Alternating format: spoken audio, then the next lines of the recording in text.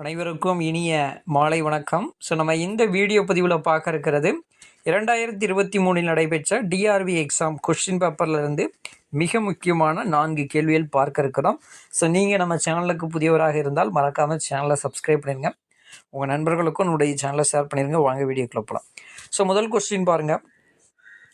இந்தியாவில் உள்ள கூட்டுறவு சங்கங்கள் எந்த நிறுவன அமைப்பை பின்பற்றுகின்றன? இதற்கு ஆன்சர் கூட்டாட்சி அமைப்பு.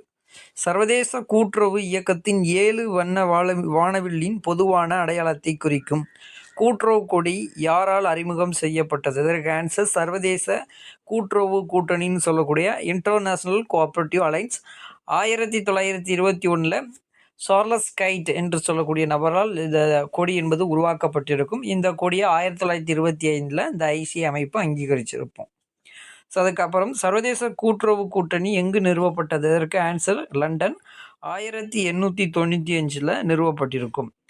கூட்டுறவு ஆண்டு எந்த நாள் முதல் தொடங்கும் அப்படின்னு சொல்லி கேட்டிருக்கிறாங்க. அதற்கு ஆன்சர் ஏப்ரல் 1. சரிங்களா? இந்தியாவுடைய நிதி ஆண்டுன்னு சொல்லுவாங்கல்ல, ஏப்ரல் 1 ஆரம்பித்து மார்ச் 31 இதுதான் தற்போது கூட்டுறவு ஆண்டாக இருக்குது. இதற்கு முன்னால் கூட்டுறவு ஆண்டு பார்த்துக்கிட்டிங்கன்னா ஜூலை 1 ஆரம்பித்து ஜூன் 31 முடியும். சரிங்களா? அதை அப்படியே சேஞ்ச் பண்ணிட்டாங்க. மற்றொரு வீடியோ பதிவில் உங்களை சந்திக்கிறேன். நன்றி, வணக்கம்.